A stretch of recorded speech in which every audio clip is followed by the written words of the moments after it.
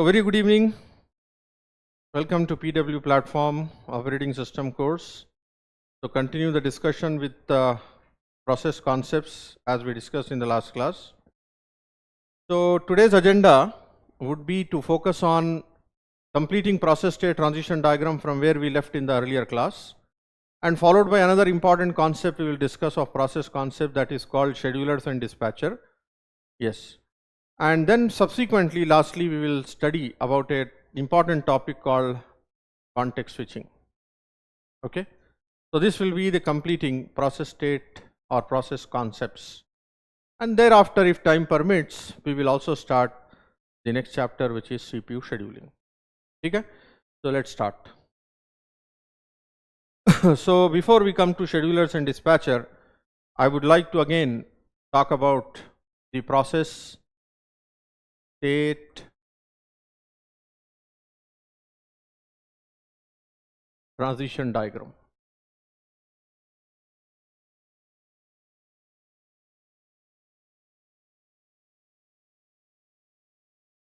Process state transition diagram. So the different states in which the process can be in during its lifetime, we said, is new, ready, running. Then we have block, also called wait, and terminate. These were the states that we studied in the earlier class. And if you remember and recollect, I said when the process is in new state, it is in the state of getting into main memory. It has not yet come into main memory, it is in the process of getting into main memory. Ready means it is ready to run on CPU. And for multi-programmed OS, we said there can be many ready processes, right? So when the process is in ready state, it is present in memory, you have to remember that. There can running, if there is one CPU, there can be one running process, and there can be many block processes, because the process will get blocked for performing IO operation, or process will get blocked when it needs to perform system call, when it needs to execute system call. That is block. There can be many block process. Again and again, repeatedly I am telling, when the process is in ready state, running state, block state, it is present in always memory. And terminate means it has completed its execution, all its resources are taken away, preempted from it, and the process will be pushed out of main memory. Terminate means it is in the process of leaving the memory, right? So that is the meaning of it. And the transitions I have explained to you in the last class. Again, I draw the diagram and continue from there. This is new. And as and when we create the process will go to ready. There can be many ready processes, so we select one of the ready process and dispatch it onto CPU, it starts running. From running, it will go to terminate.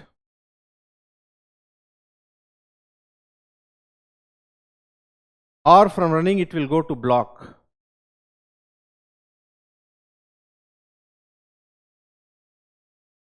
Okay? And then from block, it will come to ready. Or from running, it can come to ready. This was the complete diagram. The transitions will mark the transitions. This is create. This is schedule and dispatch. This is completion. And this is input output or system call. This is preemption, maybe because of time or maybe because of priority. This is IO completion or event satisfaction. This was the diagram that we had seen till last class. Now today we will talk about the concept of process suspension. So let me write here. We talk about the concept of process suspension. What is process suspension? Why do we need it? And how is it done? We'll talk about it. A very important concept. See, the point is, many a times during the course of process execution, it becomes necessary for the operating system to suspend, swap out, roll out, push out a process from memory to disk temporarily. Suspension is not termination. Suspension is not blocking. Suspension is also preemption, but preemption from memory onto disk. Process will be pushed out from main memory and put onto disk. You may say, sir, why? There are requirements. You cannot understand right now immediately to the full extent. When I take up memory management, at that time you will understand what is the exact reason for suspension. But however, I will give you a naive idea right now what is the process of concept of suspension. Why should process get suspended? The basic fundamental reason for process suspension is improving degrading performance. Whenever the system performance degrade because of lack of resources, then one of the obvious option, one of the apparent means clear, transparent, apparent option available for operating system is to suspend swap out the process from memory, put it onto disk for some time till the performance improve. When the performance improve, then we bring the process back into memory and complete its remaining part of execution. This is called process suspension and resumption. So in short, I am saying processes are suspended from memory onto disk for improving degrading performance. For improving degrading performance. So let me write it here as a point for you. Processes are suspended from memory onto disk for improving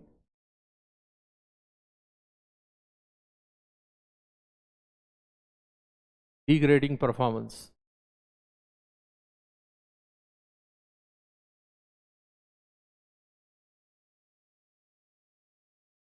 For improving degrading performance. Krishna Kumar, I think you were not present in the last class. That's why you are saying like that. This is the same diagram which I explained in the last class. So processes are suspended from memory onto disk for improving degrading performance. When the performance of the system is degrading, to improve that performance, we have to suspend the process. We have to push the process from main memory onto disk.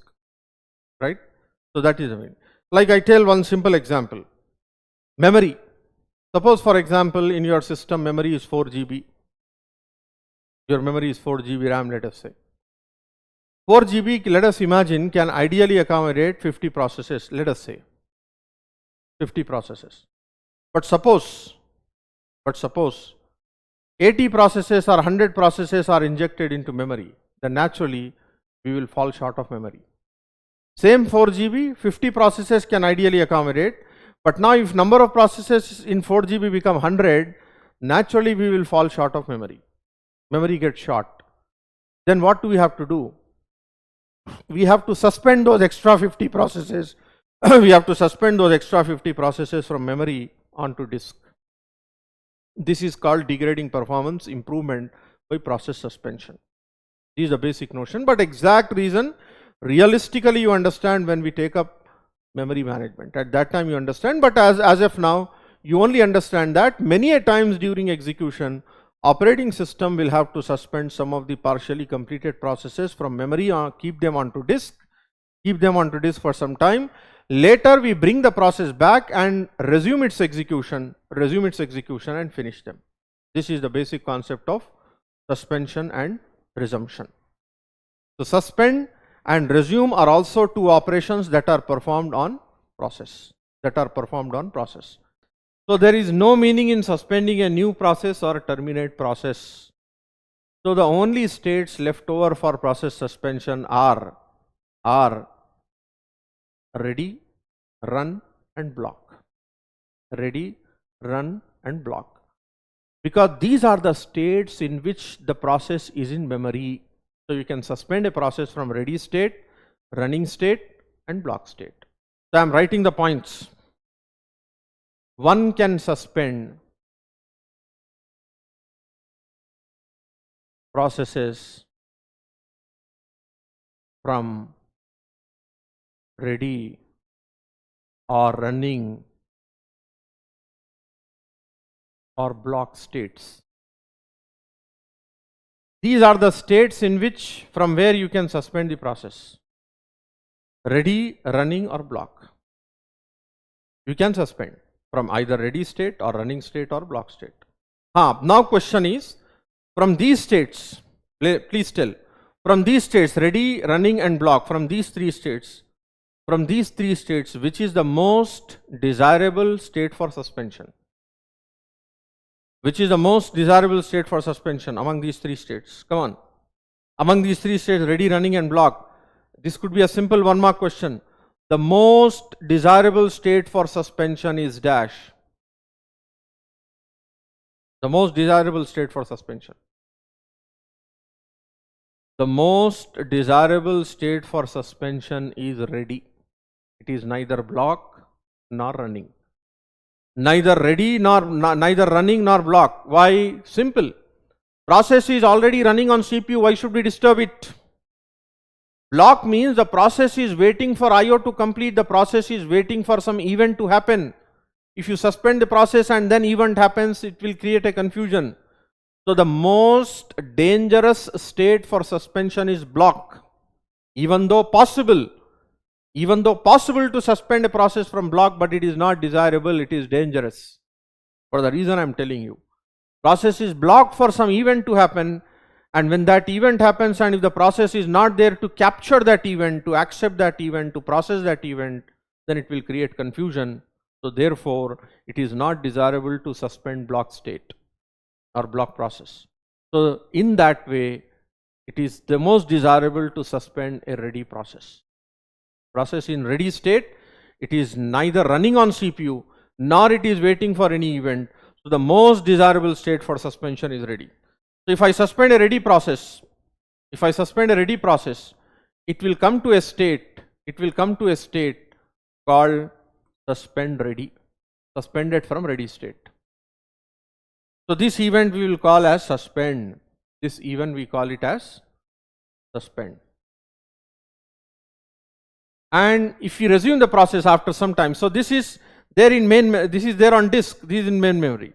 So it is there on disk. Later if I decide to resume it, it will come back here. It will come back here into ready state. So this operation is called as resume. This suspend. Likewise, even though I said it is not desirable to suspend a running process, it is not desirable, but you can do it. If you tell, you have to decide, if you have decided to suspend a running process, right? If you have decided to suspend a running process. So if you suspend a running process, where will it go to? It cannot be suspend running, just like this is suspend ready, it cannot be suspend running, because there is no meaning in suspending a process and running on CPU. That's not possible. And I told very clearly, suspension is also preemption. Suspension is also preemption, but preemption from memory to disk. So therefore, when the process leaves the CPU, logically it is ready. Logically it is ready but got suspended. So obviously it will go to suspend ready state. I am putting with a dotted line with a broken line. Dotted or broken line to indicate that this transition is possible but not desirable. This is possible but not desirable. So this is suspend. Possible but not desirable, dotted line.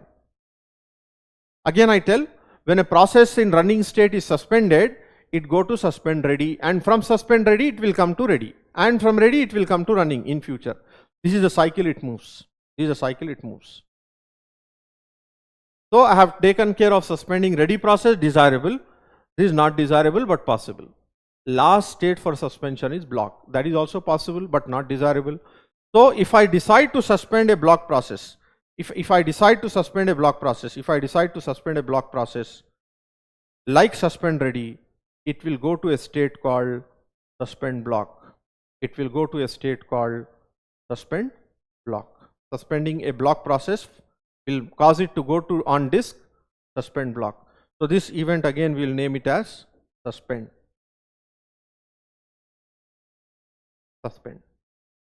So this is in memory, this is on disk. Like suspend ready, suspend block. Process got suspended from block state. Possible, not desirable but possible. Now here in suspend block, boys and girls, please pay attention. In suspend block, there are two states. One is suspend, the other is block. Again I repeat, in suspend block. Very interesting and very important state. Suspend and block. Process is suspended for performance and process is blocked for IO. There are two things. Process is suspended for IO, suspended for performance and blocked for IO. So suppose if suspension is over, what is remaining? Block. So if suspension is over means resume. So it will come back to block state. It will come back to block state. It will come back to block state. When suspension is over. Suspension is over means resume. Suspension is over means what? Resume. So therefore, this resume.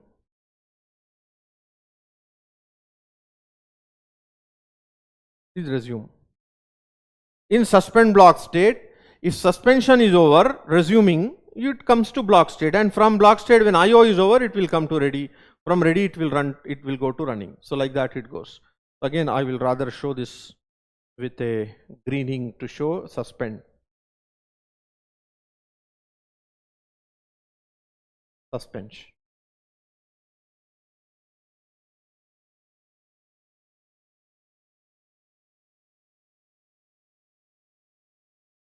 Okay. And there is last transition coming up. Please pay attention, boys and girls. Pay attention. In suspend block state, simple meaning of suspension is pushing the process out from memory onto disk. Okay. Suspend block. In suspend block, listen boys and girls, interesting. In suspend block, if blocking is over, earlier what did you say? Suspension is over. When suspension is over, the process will come to block state. And now when blocking is over, where should the process go to? Which state the process should go to? Please understand, that is very important. When blocking getting over means IO operation is over. So logically you think from the diagram, in the logical sense or in the realistic sense, when blocking is over, process will come to ready. When blocking is over, logically process become ready to run. Ready means in main memory. But here, when blocking is over, process is already suspended. Right? When blocking is over means process is ready to run. Ready to run, no doubt. But it is suspended. Look at that. When the blocking is over, right? So suspension is there. So I have to remove block and write suspend in place of it.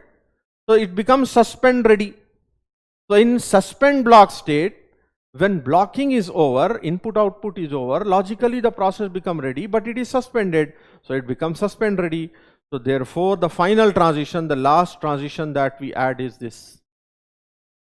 In suspend block state, when the blocking is over, that is input output or event satisfaction. Event satisfaction.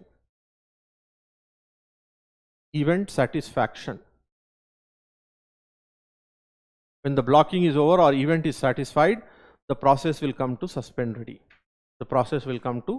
Sudhir Giri, you are absolutely right. So again I repeat, there are two states on disk. Suspend ready when the process got suspended from ready state. Suspend block when the process got suspended from block state. That's it. The whole diagram is conceptual, very conceptual. You don't have to by heart anything, you have to remember conceptually. This is how the processes will change their states when they go from one state to another state. Last state I am explaining, last transition, not state. States are over. One more last transition is there. What is that transition? Please understand and follow carefully. I will slightly redraw this line so that I can accommodate my change.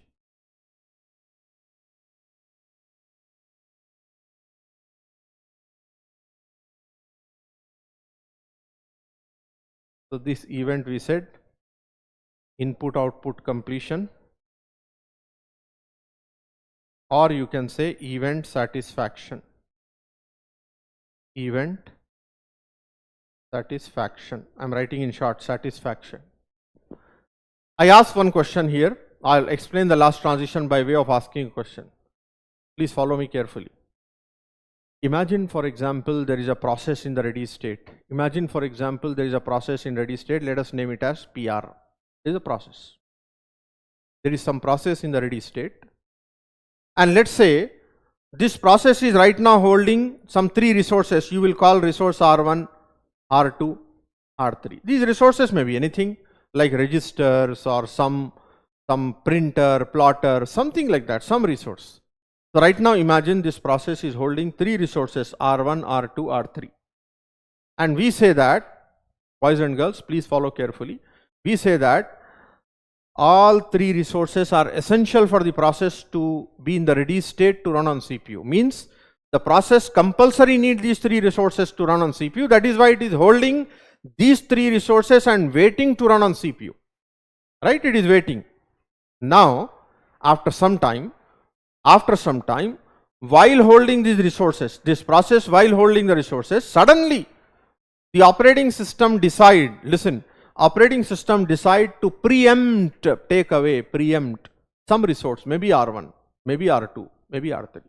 Operating system decide to preempt this resource, to take away this resource R3. Operating system suddenly decide to take away this resource R3 from the process. Take away. Now the question is, answer me please, answer. Now the question is, when process PR got preempted of its resource R3, question is, can the process PR continue to be in the ready state or not? Say yes or no in the chat box. Can the process continue to be in the ready state or not? Follow my all discussion, previous discussion, and tell me. Can the process continue to be in the ready state if it get preempted of the resource R3 from it? No. Many people are saying no, it cannot. It cannot.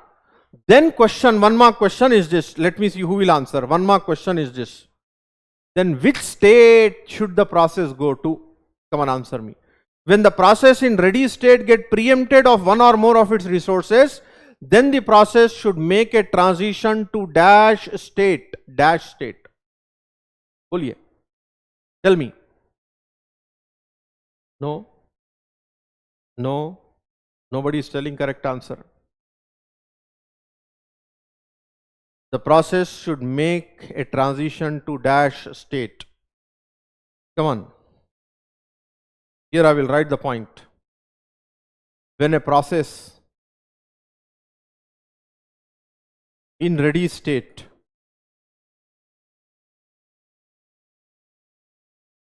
is preempted of one or more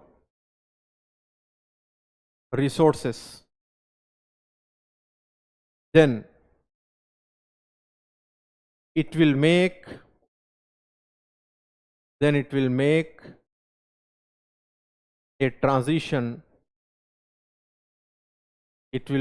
a transition, to dash state.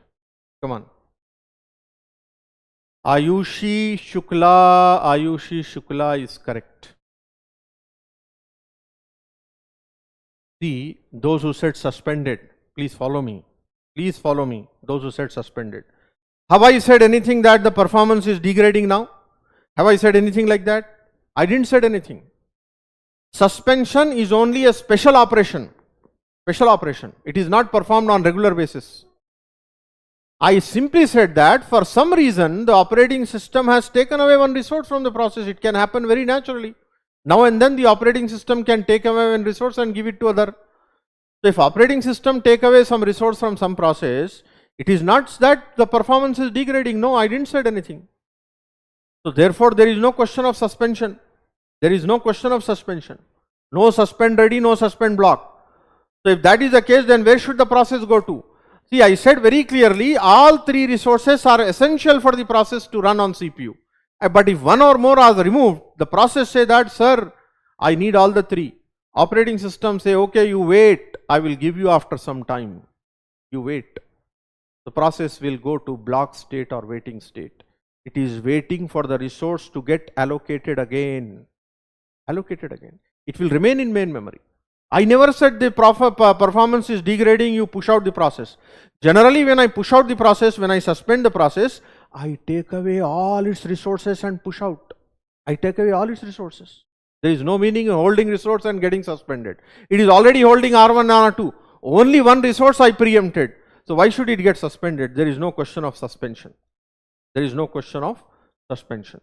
So the process will make a transition to block state. Will make a transition to block state. Clear? Priya Datta is asking, what is the difference between suspension and preemption? Please understand.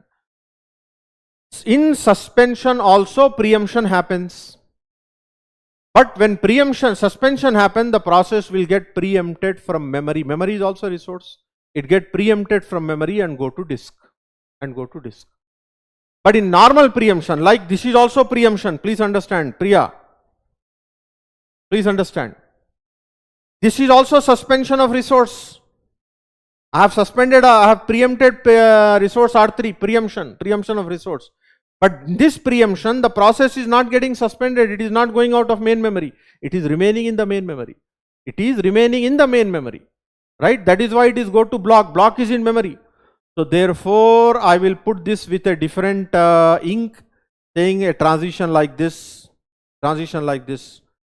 This transition I will call it as resource preemption.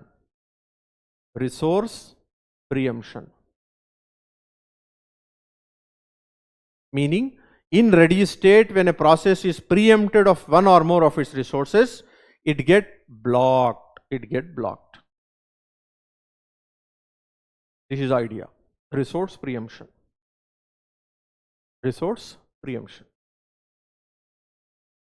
Got it? So this is what is called the complete process state transition diagram of a preemptive based multi-programmed operating system like Unix, Linux, Windows, Mac, etc. All of them will follow this paradigm. So this diagram has to be extremely clear, very clear. No question of any doubt in this diagram. If you are having any doubts in this, then that means the concepts are still not clear. So till we will be referring to this diagram till we complete the course. So therefore, you have to be very, very clear with all the states, all the transitions with extreme clarity. So if anybody has any kind of doubt, please ask. Don't hesitate before we proceed. Any questions or any doubt in the transitions or in the diagram? So important points I have written down, read it. Processes are suspended from memory onto disk for improving degrading performance. One can suspend processes from ready, running and block states. When a process is in ready state is preempted of one or more resources, then it will make transition to block state. Important points. Remaining points are self-explanatory. Still any more doubts, any more questions, you are welcome to ask before I take on some logical questions on this.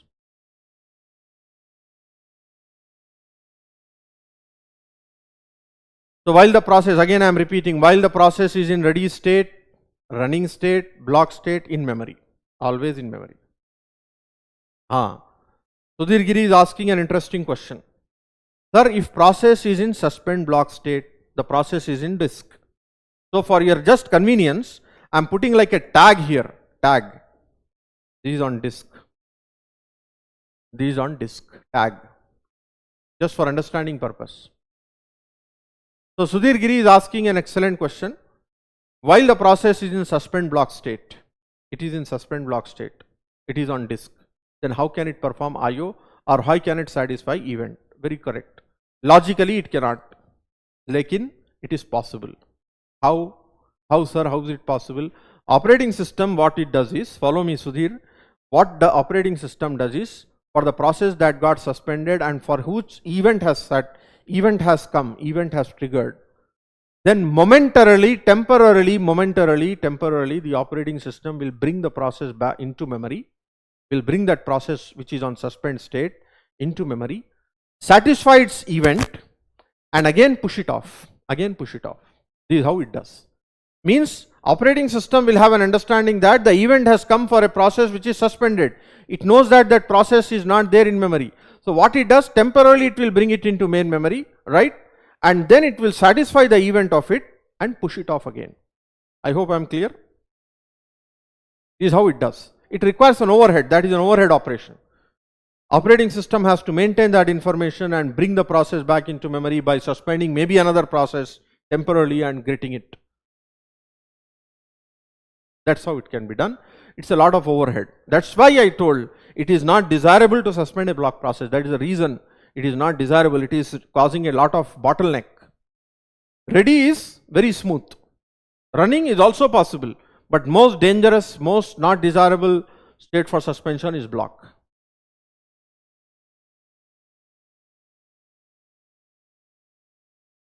Schedulers and dispatcher. The last and important concept.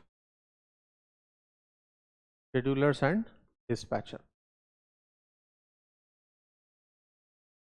Schedulers and dispatcher.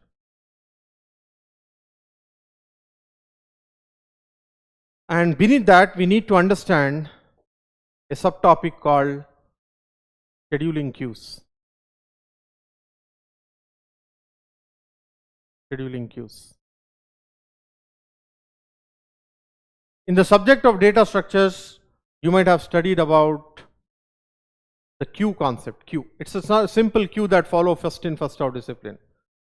Get the resource in block state for a long time, it will move to suspend lock. No, Sri Aravind, please remember, suspension is a special operation performed only by operating system. Processes cannot take any suspension on their own. Operating system in very special cases perform suspend operation. Suspend is not a normal operation like ready, running, block. Are you getting my point? Suspension is not a normal operation. It is a special operation performed very occasionally, not regularly, occasionally. Whenever the performance is degrading, then only I suspend. It is a special operation. It is not a normal, frequently performed operation like ready to running, running to block. No. Please understand that. Okay? Very good. So scheduling queues. What is a queue? Queue is a simple data structure that follow first in, first out discipline. First in, first out discipline. You might have studied, like if I stand in a queue in some counter, anything, that is also a queue. We follow first in, first out discipline for it. So every multi-programmed operating system, here I will write, every multi-programmed operating system maintain two types of queues. Maintain two types of queues. So let me write as a comment for your notes. Every multi-programmed operating system maintains two types of queues. Two types of queues. Two types. One queue is in memory and the other is on disk. Two types of queues. In memory, on disk. In memory there are two types of queues again. In memory there are two queues. First is called ready queue. I write queue in short as capital Q, ready queue. And the other is called block queue, also called device queue. Also called device queue. Block queue or device queue. And on disk there are two queues. One is called job queue.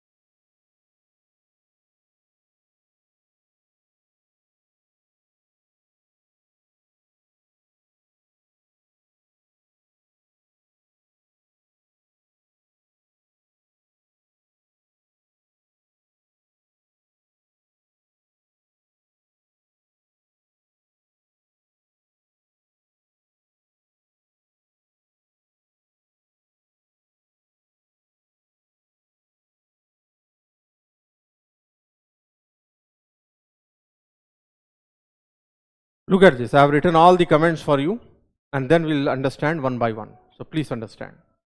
This has a direct correlation with process state transition diagram. So please read everything so that I can take up a detailed discussion on each of them.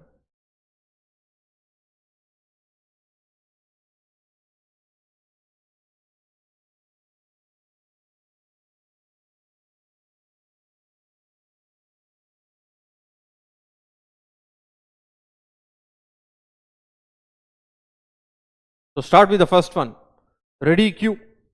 What does ready queue contain? Ready queue contain list of PCBs, linked list of PCBs of those processes that are ready to run, and therefore ready queue is a representative of ready state from the previous state transition diagram. In the previous state transition diagram, this ready state is conceptualized by ready queue, implemented by ready queue. What does it contain? List of PCBs of those processes that are ready to run. So therefore I show ready queue by means of a conceptual diagram like this. Pay attention. Pay attention. Let's say this is ready queue. This is how we generally represent ready queue, and this is its pointer. So this is PCB of process I, PCB of process J, PCB of process K, like that it goes. In actual implementation, it goes like this. This is ready PCB of one process. This is PCB of another process, right? And this is PCB of another process. So like that it goes. Like that it goes. If you remember the structure of PCB in the last class which I have shown, if you remember, I said that structure will contain a pointer. This pointer is used to create a linked list. This pointer is used to create a linked list in the ready queue. To create a linked list. This is ready queue. This is PCB of process I, PCB of process J, PCB of process K, and so on. This is linked list of PCBs. So this actually make your ready queue. So diagrammatically we show ready queue like this. Its actual implementation is like a linked list of PCBs of those processes that are ready to run. So ready state is nothing but actually ready queue of your system. This is a very important data structure maintained by operating system. This is ready queue. Likewise, please remember, boys and girls, likewise,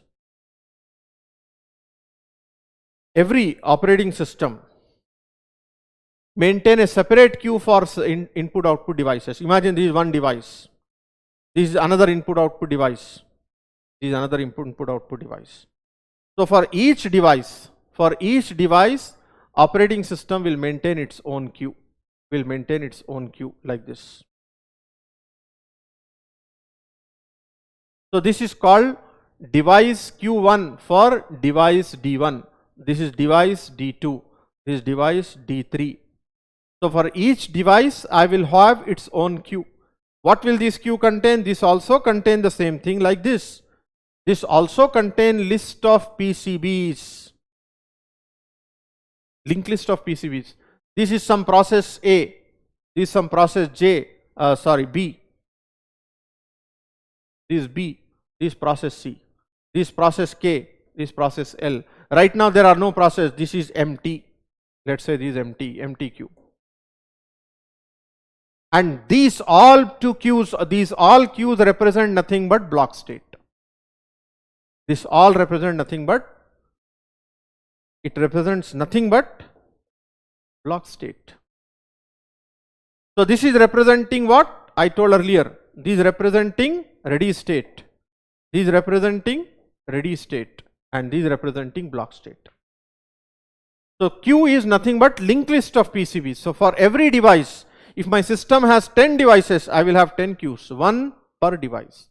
If the queue is empty, if there are no processes on that queue will be empty. If there are no block processes on device 3, it will be empty. Right now there are 2 processes here block, there are 3 processes here block, that is device queue. Am I clear? So these are in-memory queues. These are, boys and girls, in-memory queues. These are both of them in-memory queues. In memory. They are in memory. They are in memory. Ready queue and block queue. So 2 queues I completed from here. From here I completed 2 queues, ready queue and block queue. Then on disk there are 2 queues. One is called job queue or input queue, and the other is called suspend queue. I have written down the comment for them for your convenience. It contains programs which are new and ready to be loaded in memory. That is job queue. And the other is suspend queue, holds all suspended processes, whether we suspend from ready state or we suspend from block state, they will be kept into this queue. So that I show you here. I have already shown. So here I will write again for your convenience.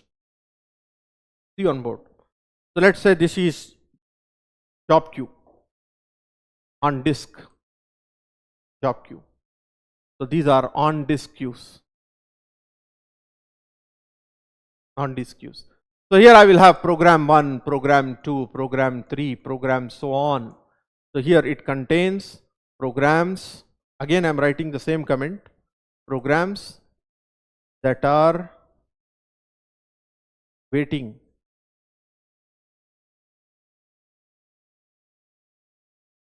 to get loaded in memory. To get loaded in memory for execution. For execution. Similarly, the last queue that I have is suspend queue. SQ, suspend queue, contains suspended processes.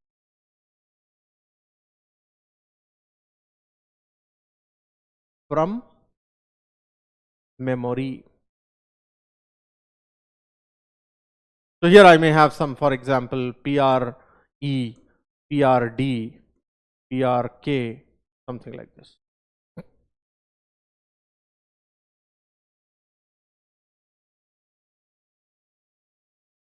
PRZ, these are all suspended processes. So generally I shown processes by means of a circle. So you can put circle here to indicate that these are the suspended processes. So 4 queues, boys and girls: ready queue, block queue, suspend queue and job queue. These are on disk, these are in memory. Tell me. So now the question is, think carefully and answer my question. If ready queue represents ready state, block queue represents block state, suspend queue represents suspend state. So which state does it represent? So here let me write. So this represents nothing but,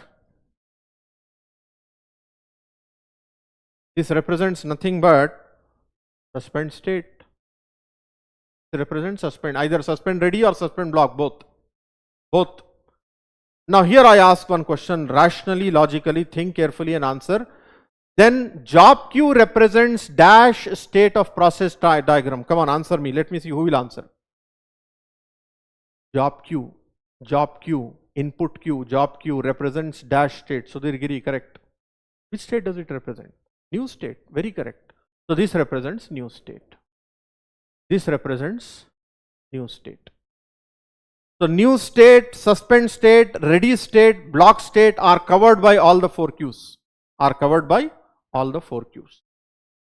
Now these queues diagrammatically I show in another way. Please have a look at this. Look at this diagram for just a minute. All the queues which I have explained shown here in a diagrammatic way from the Galvin textbook. These are ready queue. Head information, that is the first node, PCB7, PCB2, these are PCBs. This is null information, nil field. Tail is pointing to the last node. Magnetic tape, this is one device, D1 device, magnetic tape, unit 0.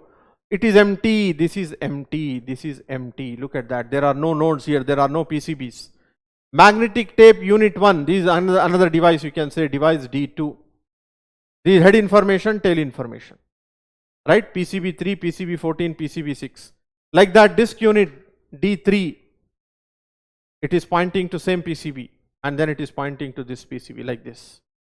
And then D4, another one, has its own queue like this. So that's how the conceptualization of it. That is the conceptualization. Then finally, using the concept of states and using the concept of queues, states and queues can be combined together. Please follow me. States and queues can be combined together to get a new diagram called state queuing diagram. We can combine the concept of states and queues together to get a new diagram called state queuing diagram that actually shows operating system as a machine. If you consider operating system as a machine, then this state queuing diagram is representing the components of the operating system as a machine. So that I will show in the next slide. Please have a look first. I want you to basically have a profound look at this. Let us not worry about what is this scheduling. Right now, let us not worry about this. See on board. So here I have job queue. Not shown, but it is there. So new processes will inject into from job queue into ready queue. There may be many ready processes. So one of the ready process gets scheduled onto CPU, it starts running. If it completes, will leave the system. If it needs input output, look at that. If it needs input output, it will come into input output queue. Look at that, input output queue. And whenever input output operation is over, it will come back to ready queue. Suppose if timer interrupt goes, time slice expired, timer interrupt happens, the process will come to ready queue directly. Fork a child process, fork system call, a system call is executed, system call. Process wait until the child completes or system call completes, then it will come back to ready queue. Wait for certain event or interrupt to happen. Whenever the interrupt occurs, again will come back to ready queue, again will come back to ready queue. That is the diagram. Right? All possible transitions. Same thing shown here in a simplified diagram. Job queue, look at that, job queue is present here. Job queue to ready queue, job queue to ready queue to running, right? New, so if you want to mark the transitions, if you want to mark the states, this is new, this is ready, right? This is running states, and these terminate.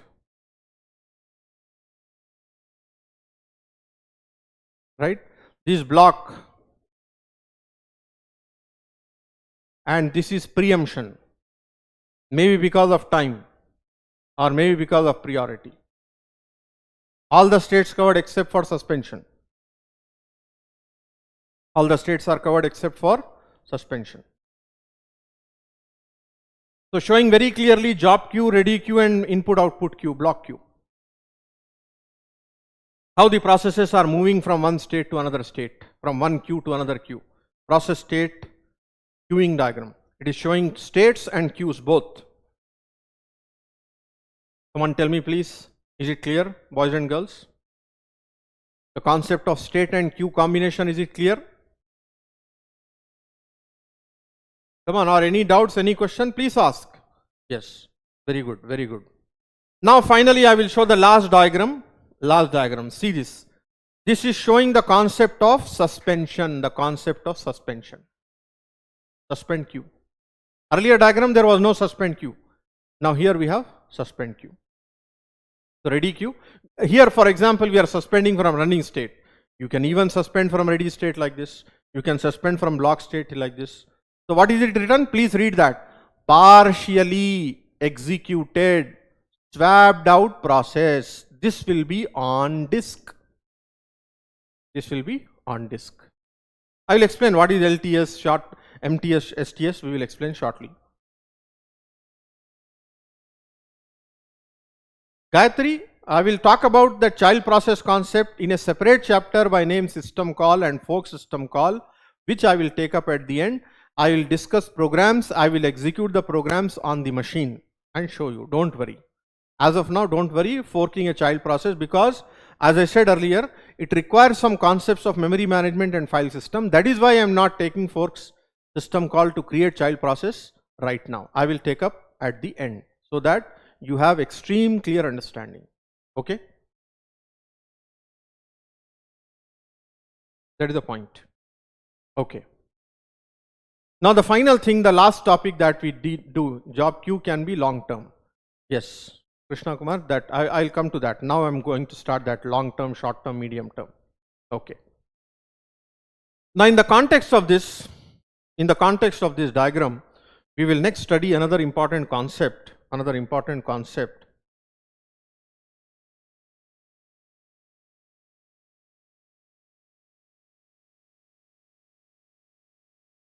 called schedulers.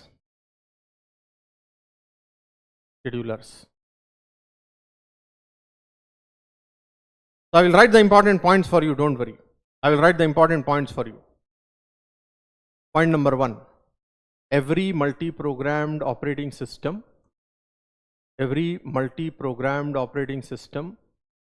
maintains at least 3 schedulers that make decisions on different queues.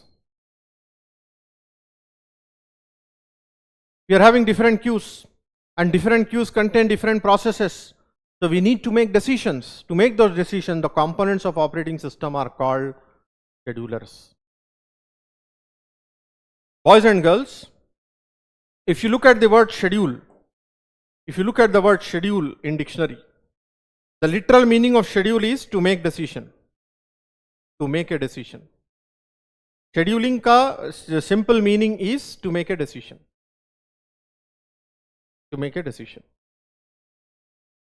So what I am trying to make you understand, if you look at this diagram, there are multiple places where decisions are made. Maybe ready queue has multiple processes, I have to make a decision. Job queue has many programs here, so I have to make a decision. Then I have to swap in the process, I have to make decisions. So wherever queues are there, I have to make decisions. So at least there are 3 queues, there are 3 decisions I have to make. What are those queues? Queue number 1, queue number 2, queue number 3. So accordingly, I have 3 schedulers. Scheduler 1, scheduler 2, scheduler 3. So first scheduler is called, here I will write. The first scheduler is called long-term scheduler. I will write in short LTS. What is its functionality? Decides which programs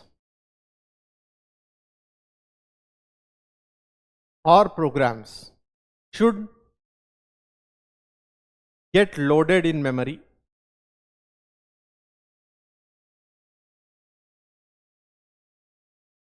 whenever I have to load. Some processes complete their execution. Whenever I have to load some new programs, right? Imagine, for example, in the job queue I have 100 programs, but all 100 cannot be loaded. Maybe I have to load 10 of them. So among 100, which 10 should come into main memory? That is decided by long-term scheduler. So long-term scheduler decide who should come into memory, then loader will load the program into memory. Loader will only load. Scheduler will decide, loader will load. Please understand, that is the difference. So you should not think that scheduler will load. No, scheduler will decide, loader then will load it into main memory. Loader is like a worker, scheduler is like a master, decider. That's the point, long-term scheduler. So long-term scheduler operates, therefore it operates on job queue. Very good. Next, short-term scheduler. Short-term scheduler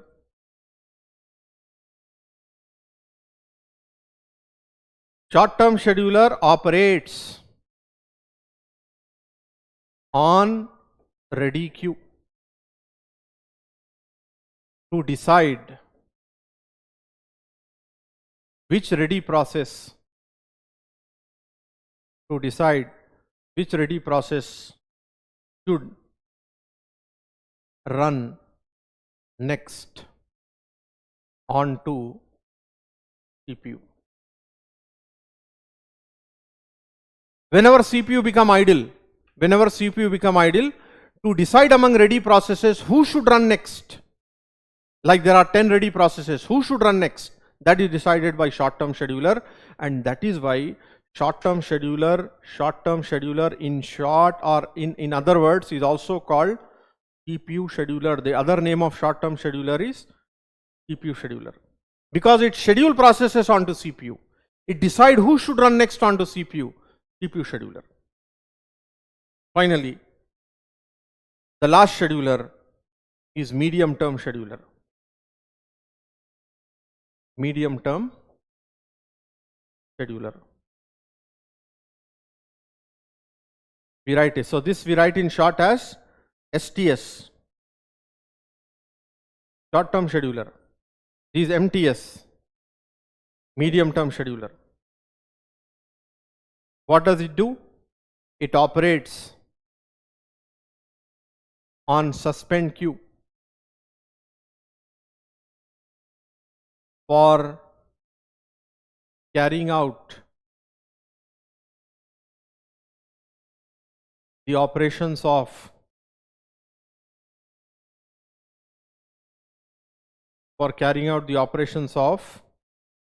process suspension and resumption. Process suspension and resumption. Who should get suspended, who should get resumed is decided by medium-term scheduler. Like I have to decide who should get suspended, who should get resumed back into main memory. That is invariably decided by medium-term scheduler or MTS. So medium-term scheduler operates on suspend queue. Long-term scheduler operates on job queue. Short-term scheduler operates on ready queue. Medium-term scheduler operates on suspend queue. See the diagram. Long-term scheduler here. Long-term scheduler is here, operating on job queue to decide who should come into main memory. Short-term scheduler is operating on ready queue to decide who should run next onto CPU. Medium-term scheduler is responsible for swapping out and swapping in. Medium-term scheduler here. Suspend and resume. So these are the components of operating system. These are the programs of operating system that are going to decide who should get suspended, who should get resumed, medium term, who should get into main memory, long term, who should run next onto CPU, short term. Then you may wonder, you may say here, Sai, why these names short, long and medium? What is the logic behind them? What is the paradigm behind them? Right? The paradigm or the logic is like this. That word long, short and medium indicate the rate of activation, frequency of activation. Rarely or less frequently I activate long term. So that's why long frequency. Very frequently I activate short term scheduler because I have to always schedule some or the other process onto CPU. That is why it is called short term frequency, short term scheduler.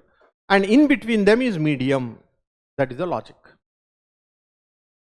So these are the components. Tell me, is it clear? All the functionality, the meaning of all the schedulers are clear? Long term, short term, medium term schedulers, is it clear, please? Okay. Then we have to study the last component of operating system as part of scheduling is concerned, and that is also a very important one called dispatcher. Dispatcher. Okay, we'll study that. So important points I am holding for you so that later on you can study it and expand it. Very good. So let's start. We will write the last part. We'll study the last part. Dispatcher. Dispatcher carries out the activity of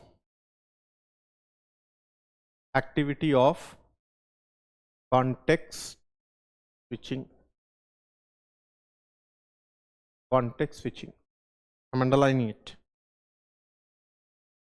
Context switching. Then question comes, what is context switching? So let us write here definition. Context switching. What is context switching? I write in short CS. Is an activity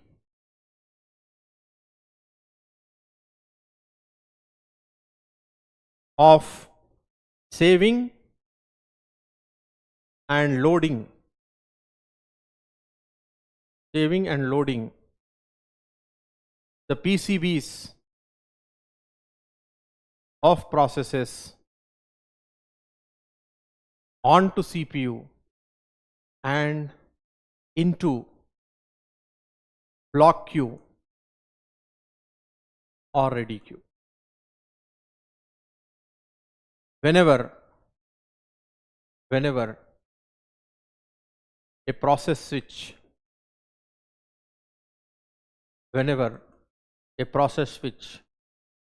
occurs. I have written detailed note for you so that you don't have to later on elaborate, only you need to add comments of your own. Detailed definitions, notes I am giving on all important points, and that's how I will always continue till the end of the course. Okay, so if you just elaborate on this, it will be full notes for you. Context switching is an activity of saving and loading the PCBs of processes onto CPU and into ready queue or block queue whenever there is a switch of process on CPU. I'll explain it diagrammatically. Please have a look on board carefully. So let's imagine this is our ready queue. This is CPU. And let's say this is some block queue. This is for some device. So this is ready queue. Here I have processes PI, PJ, PK, PL like this. This CPU, and let's imagine some process PR is running on CPU, and here already I have some process PA, PB, PC, something like this. And this is my device D1. I am writing in short device, some device. Understand this situation. Imagine process PR is running.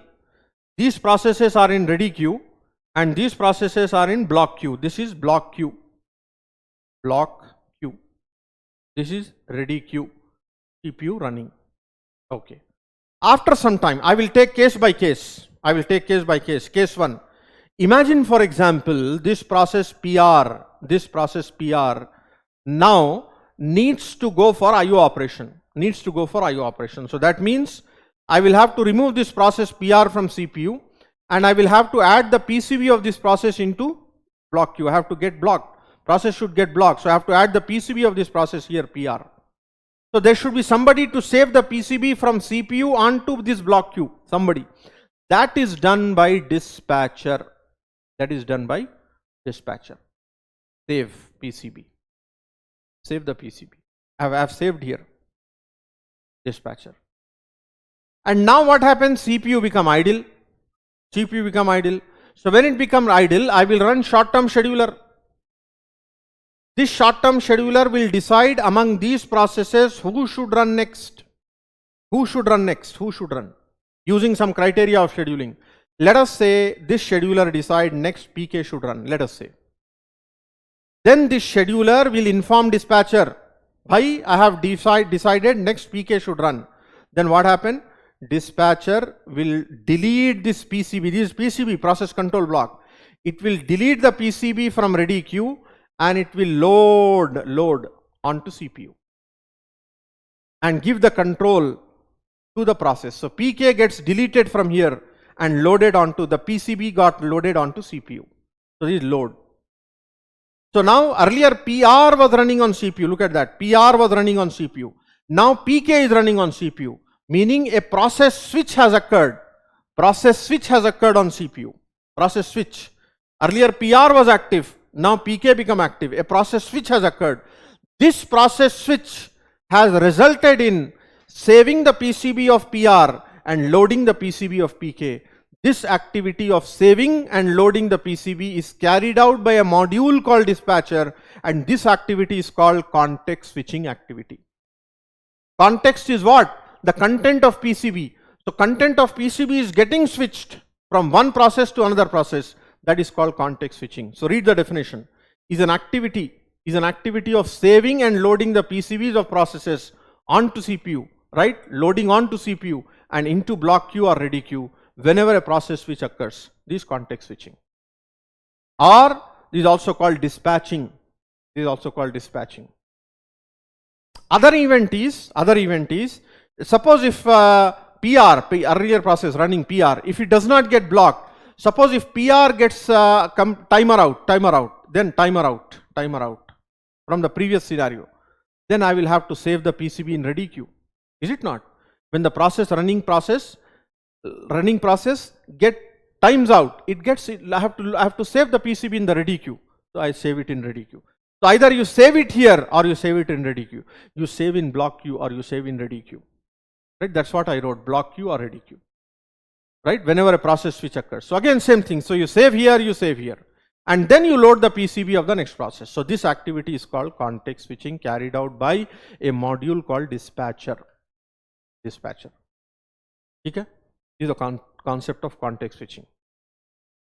Dispatcher.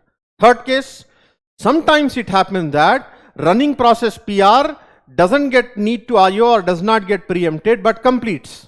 If it completes, I don't have to save the PCB. If it completes, I don't have to save the PCB. I will only have to load the PCB of next process to run on CPU. So context switching is an activity carried out by dispatcher during a process switch, which involves saving the PCB of the leaving process and loading the PCB of next ready process onto CPU, called context switching. Definitely this is some time consumption. It takes some time to save the PCB, it takes some time to load the PCB. That is why the total time needed. So here I add the total time needed,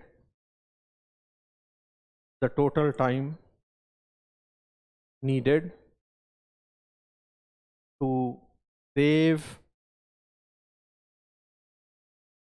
and load the PCBs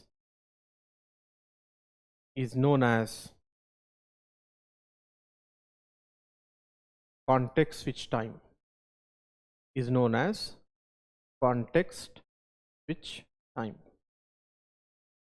Some people even call this context switch time as scheduling overhead, CPU scheduling overhead. Context switch time, also known as scheduling overhead.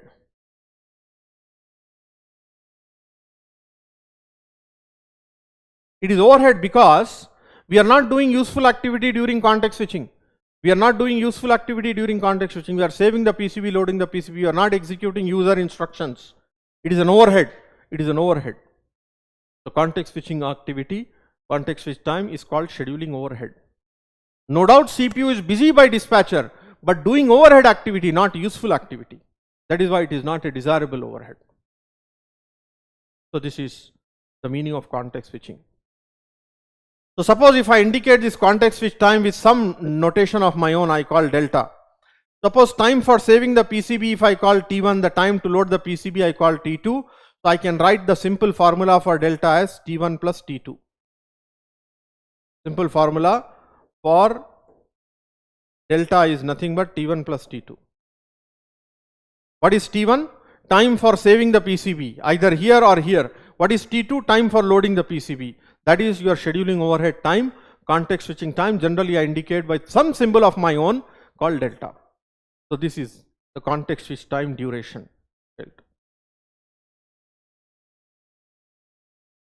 Come on, tell me, is it clear? What is dispatcher? What is context switching? Is it clear? Come on, boys and girls. Any confusion, any doubt, you can ask. Okay. Very good, very good. Now, if these concepts are clear, then I will focus on some simple questions, some simple PYQs, so that you can have clarity of understanding, you can test your understanding. Okay? Right. So I will take up the first question. Please follow me here. First question. The degree of multiprogramming I'm writing in short, hope you understand, is controlled by, 1 mark question, dash. Answer this question. Degree of multiprogramming is controlled by. So here you will get a doubt. Sir, what is degree of multiprogramming? Simple doubt. What is degree of multiprogramming? Can anybody tell me what is degree of multiprogramming? Can you tell me what is degree of multiprogramming?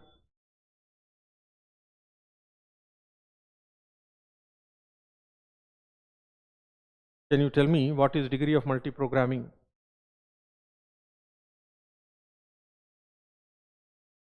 Anybody? Time complex. Number of processes. Yes. Like if you say degree of the class is the number of students in the class. Degree of the class is number of students in the class. Degree of the graph is the maximum number of outgoing incoming edges. Degree of the graph.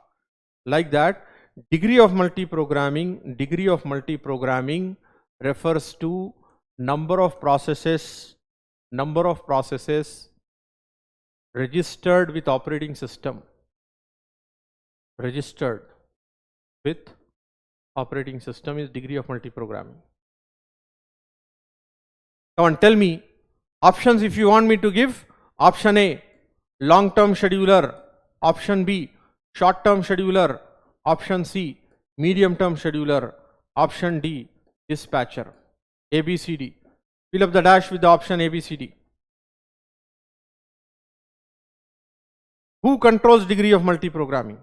Long-term scheduler, short-term scheduler, medium-term scheduler, or dispatcher? Very simple question. Who is responsible for loading of new programs into main memory? If I load at higher rate, degree of multiprogramming will be more. If I load at a lesser rate, degree of multiprogramming will be less. So therefore, the correct answer obviously is long-term scheduler. Long-term scheduler, that is right. Absolutely right. Chaliye. Next question will take up numerical questions. This is my first question.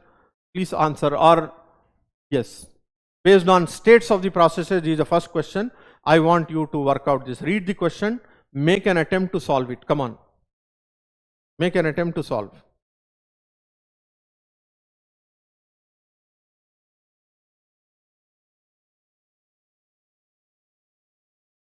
Here we'll try to understand conceptually how to work out this question. See on board.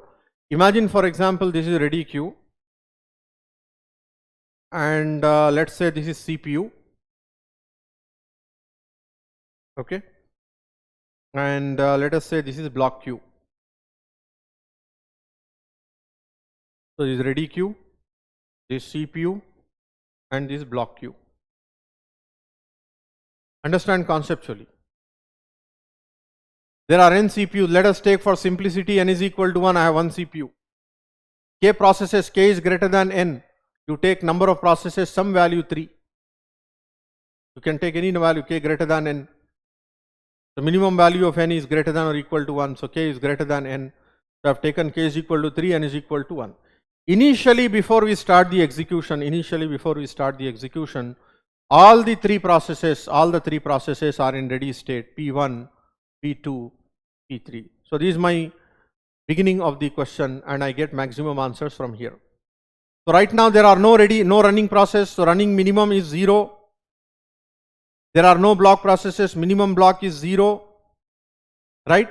Maximum ready can be all the three processes can be ready, maximum ready is k. I got 3 answers logically by applying a simple logic.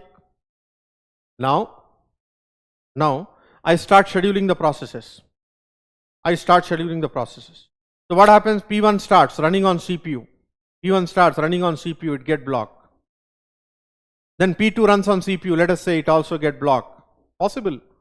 Then P3 runs on CPU. Let's say it also get blocked. Quite possible. So what happens? How many are there in the ready now? No ready process. Ready is 0. Now what is the maximum block? Right? So all can be blocked. So therefore k can be blocked. One CPU can run one process. So I have n CPUs. Maximum I cannot have more than n CPUs, n processes running. So therefore maximum running is n. That's why many people gave correct answers. So therefore this is the correct answer. Am I clear? Is the concept clear, please? How we are supposed to calculate maximum ready, maximum block, maximum running, and so on. Yes. Now take the next question. Get question, please. This PYQ. Previous gate question. Come on, answer. Don't make mistake. Boys and girls. Take this and try to work out and tell me the answer. This is a question from one of the recent paper. Sri Aravind, Gayatri, PK Ashini. Come on, other all. I want everybody to participate. Everybody should participate with answers. That will give you a good practice. Come on, Sudhir Giri. Where are you? Okay, option A. Very good. Now everybody is saying option A. Let us start. Consider the following statements about process state transition for a system using preemptive scheduling. Underline. We should underline the important point. Preemptive scheduling. Okay. A running process can move to ready state. Very correct, because of preemption. So therefore this is true. A ready process can move to running state. Definitely this is scheduling. A block process can move to running state. This is impossible in preemptive scheduling, that process can go from block state to running state. In a multi-programmed operating system environment, it is impossible. That is possible only in uni-programmed operating system. So therefore this is not true. A block process can move to ready state. Very correct. So therefore 1, 2 and 4 are correct. 1, 2 and 4. So therefore option A is correct. Alright, simple way. So this is one type of question. Look at the others. Come on, tell me. Acha, this one we will take after some time because it requires some scheduling techniques. This we have already seen, but again you can tell me the answer.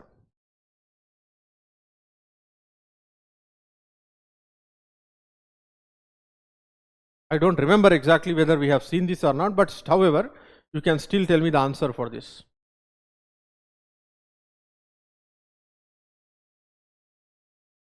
Yes, very correct. Option C. Software interrupt is generated whenever we execute any system call. And the meaning of system call is to avail operating system services, to access or avail operating system services. That is the point. So therefore the correct option is option C. Obtain system services. Very correct. Come on. This we have already seen. I don't want to go into that. This is also done. This we will see at later point of time. Answer this question.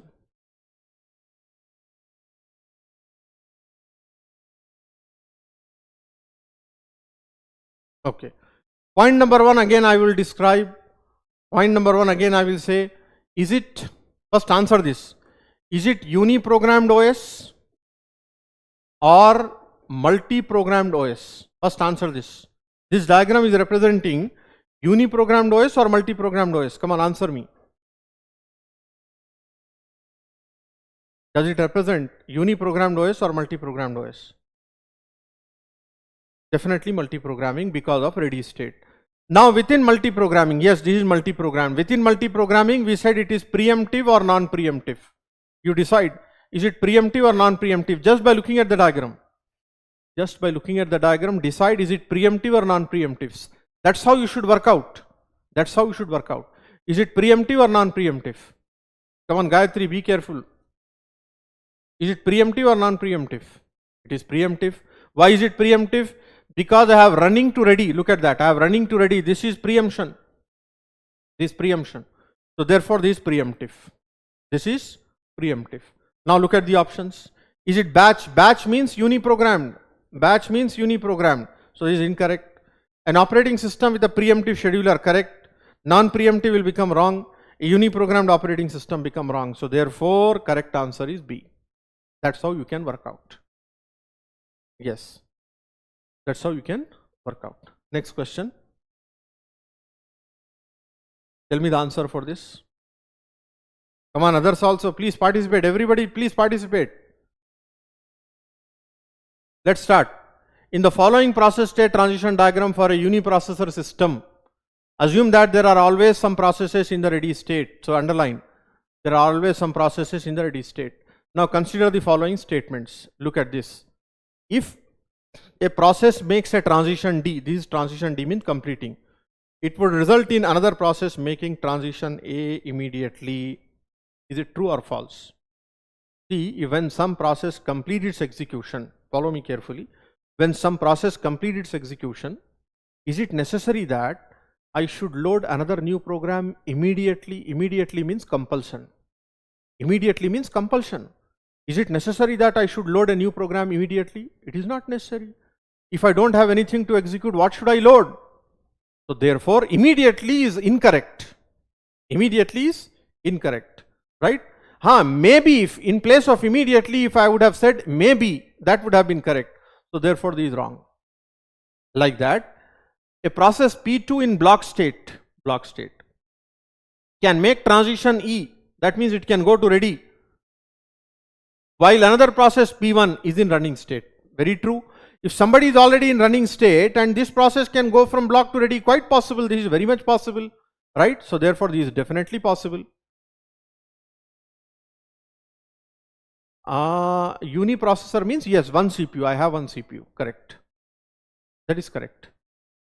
Chandana Priya, you are right. Okay. So option 2 is correct. While some process is running, another process performing IO operation, when its IO is over, it will come to ready state. Quite possible. Then secondly, is it preemptive or non-preemptive? First of all, it is multi-programmed. Yes, it is multi-programmed. Is it preemptive or non-preemptive? Because it is going from running state to ready state, it is preemptive. So therefore, this is true. So naturally, when it is preemptive, this becomes false. So 2 and 3 are correct. 2 and 3 are correct means option C is correct. As many people have said option C, it is absolutely correct. Okay. So that is how you argue and give the answers. Come on, tell me the answer for this. Same way.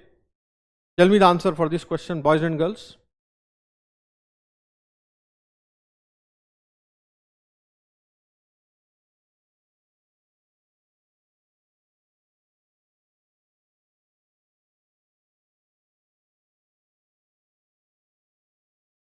Will there be changes for uniprocessor compared to multiprocessor? Yes, when I go for multiprocessor system, scheduling techniques will be different. The operation will be different because I can have multiple CPUs there. In multiprocessor system, I will have multiple CPUs. So the scheduling paradigm, the synchronization principle, the memory management of multiprocessor system will be different from uniprocessor system. So as such, the design of operating system will change. Functionality will remain same. Design principles will change, functionality will change, will remain same. Mean there also I will have memory management, there also I will have CPU scheduling, there also I will have synchronization, but the algorithms will differ, mechanisms will differ. Okay, now different answers are coming. Some people say B, some people say A, some is saying D also. Neha is saying D. Come on, Sudhir Giri. Option D, okay, ABC. Chandana Priya is saying D, okay, fine. Be careful with statements. Be careful with statements. I would only say that be careful with statements. Read the statements multiple times and think carefully.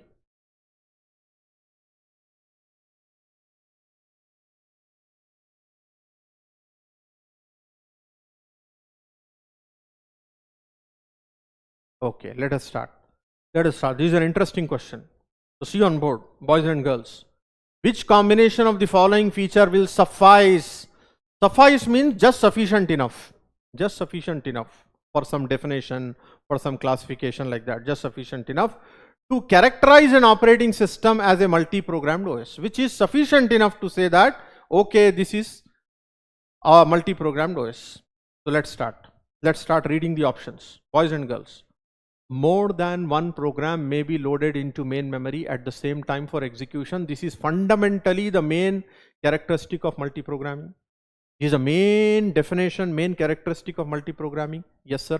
So this has to be always true. For multiprogramming means more than one program may be there, the capability of operating system to load multiple programs. And Is this sufficient enough or not? Let us see other options. Let us see other options. Second, if a program waits for IO event like IO, like a process go for IO operation. Another program is immediately scheduled for execution. Is it true? For the reason which I told earlier, immediately is the main problem creator here. Immediately. Immediately will be possible only if I have some ready process available. But here it is no way mentioned in the question that there are always, unlike earlier question, here it is not saying that there are always some ready processes. If there would have been always a statement saying there are always ready processes available, then absolutely option B would be correct.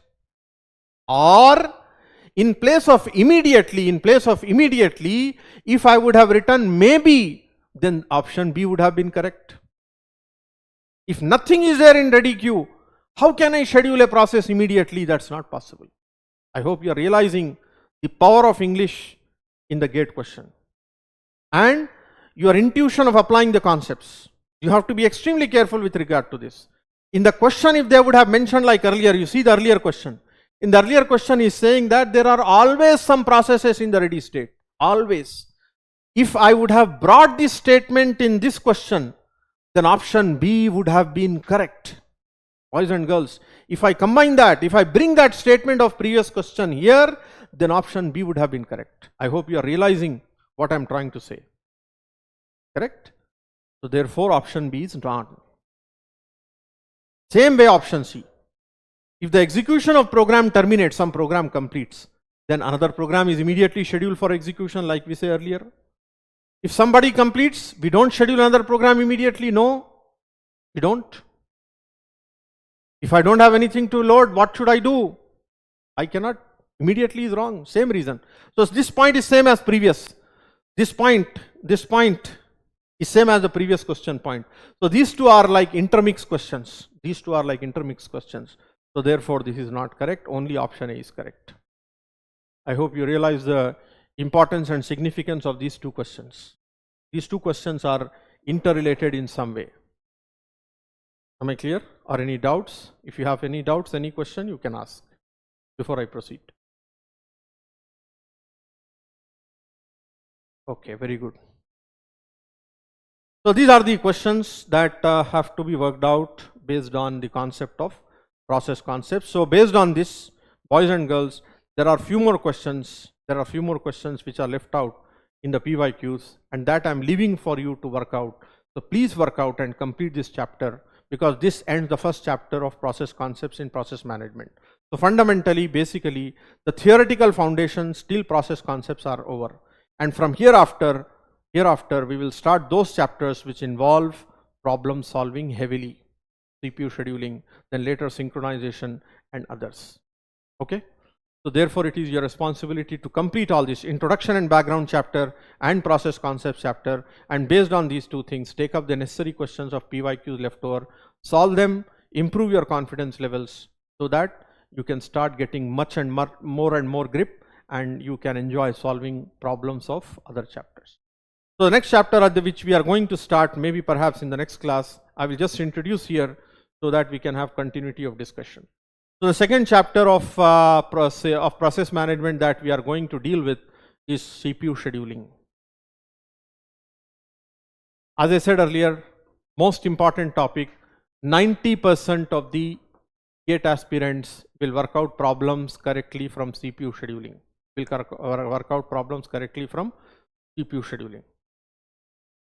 This is essentially nothing but dealing with the design and implementation of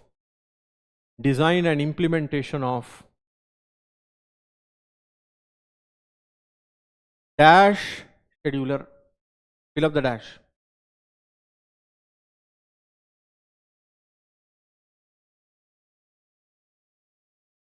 Chandana Priya, I would appreciate you solve the questions which I am dealing in the class and also PYQs. You give more importance to that, least importance to DPP. Most importance, high priority should be given to this. Design of short-term scheduler, very correct. Yes, this is nothing but design of short term, not E,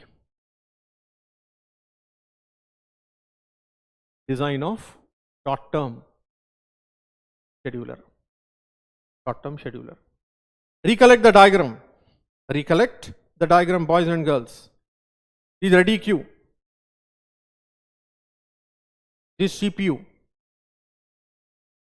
I have ready processes here, PA, PB, PC, PD, PE. This is ready queue. This CPU. So whenever CPU is idle, we will have to decide who is going to run on CPU. So who should run next on to CPU? This is decided by short-term scheduler or CPU scheduler. So to decide that, it uses some criteria. And using that criteria, it implements the algorithm. This algorithm will be called CPU scheduling technique.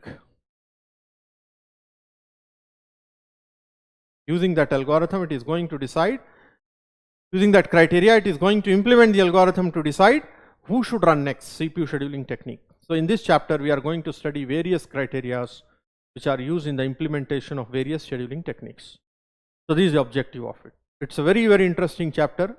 You would love to solve the problems, and I'm very sure it will be very interesting for you to work out the questions. So maximum typical questions of PYQs will take up here to work out this chapter. So I would take up preferably from next class on this, start afresh from the next class on CPU scheduling. But before we close, one question which actually we can take up in memory management, but here we will take up anyway. Let's see whether you can work out, solve this question, take up this question. It is actually related to memory management, but now also I hope with some basic concept of operating system you can tell the answer.